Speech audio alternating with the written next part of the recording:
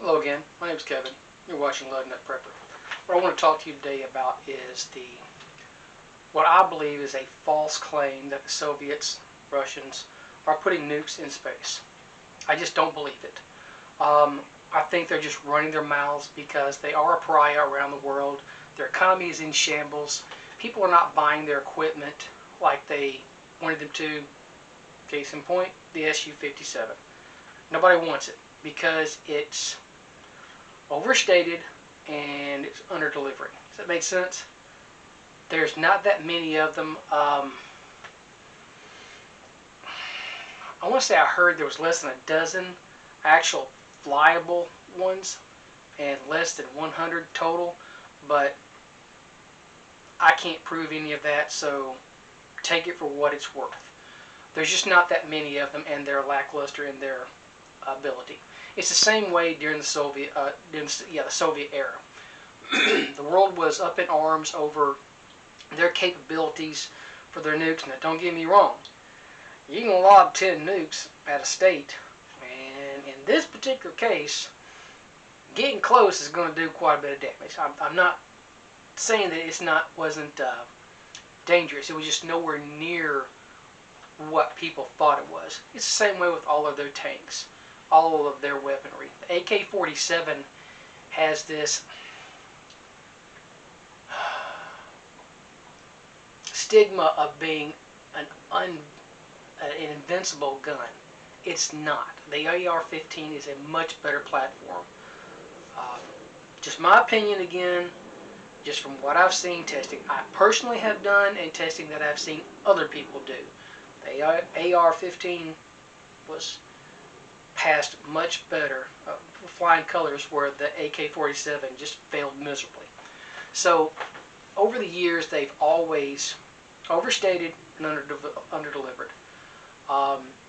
We all thought, myself included, well, I can't say everybody, but I thought myself personally, and a lot of other people thought that this war in Ukraine was going to be over quickly. I figured a few weeks, a couple of months at the most. We're at 2 years. And the world is halfway arming Ukraine. They're embezzling more of that money than anything. So, undertrained, under-equipped, not very well equipped soldiers with a poor military doctrine beating up on what is called a superpower. So think about it. I mean, their Su-57, which if it was so big and bad, why are all these other countries not buying it? It's because it isn't. They said it could do this, and it can't.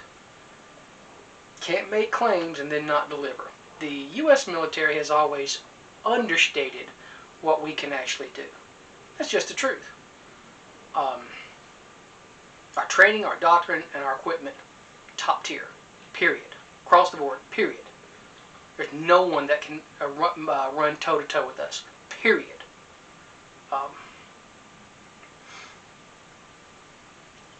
So I'm not concerned that they're putting nukes in space. I'm not concerned they're going to do it anytime soon. I don't know why they would waste this type of money when their economy is in the crapper. I think it's more like a psychological op, just like we did with the SDI program, Star Wars back in the 80s. The technology was not there.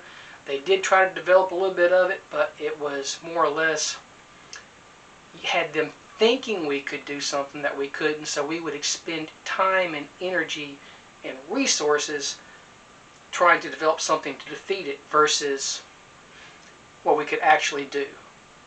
Does that make sense? You're making them waste money and waste time, which is what we did. We didn't actually defeat them any other way than we just outspent them. That's how we won the Cold War. So before you get all panicked and scared, stop. Sit back, think, eat some fruit. If you're in the Marine Corps, eat a couple crayons. My favorite is the blue ones because they taste more like blueberry. Don't let anybody control you. Just don't. Now, I will say this. If they actually could do this, which I don't think they can, I don't think they're even trying, but if they could, I am of the mindset that this is worrisome because they could drop a nuke quickly. Um, there'd be very, very little chance that there would be any warning. Um, enough warning to even get our governmental officials to a safe haven. So keep that in mind. There would be no warning for the general population. So just keep that in mind. I am of that mindset. I'm not an idiot, but I still prefer to prepare for the things that most likely can happen. And I do strongly recommend, if you don't have EMP protection on your vehicle and on your house, for $1,000 you can do it. Actually, less than $1,000. What, $550, $600? It cost me, I think it was $150 to have it put on my house, and you can do it yourself if you have. There are videos out there showing you how to do it, but you gotta be careful because you can hurt yourself pretty quickly messing with that type of voltage. So yes, I do recommend that, but not necessarily for fear of an EMP, more so fear of a lightning strike or an electrical surge.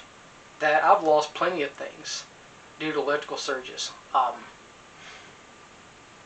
My ex-father-in-law, his car got struck by lightning. So that EMP shield would have protected that. Just saying. If you're going to buy it, check out Reality Survival's links. He's got links on how to get you a discount. I think you can save $50 per unit. So check that out. And check out American Prepping Academy. So don't worry about it. I mean, watch the news, but take everything that's said to you with a grain of salt. Remember, they're not actually out there to give you good information. They're out there to control you. That's just my opinion, because fear is the ultimate controller. Don't prepare because you're scared. Get prepared so you don't have to be scared. Have a good one, guys.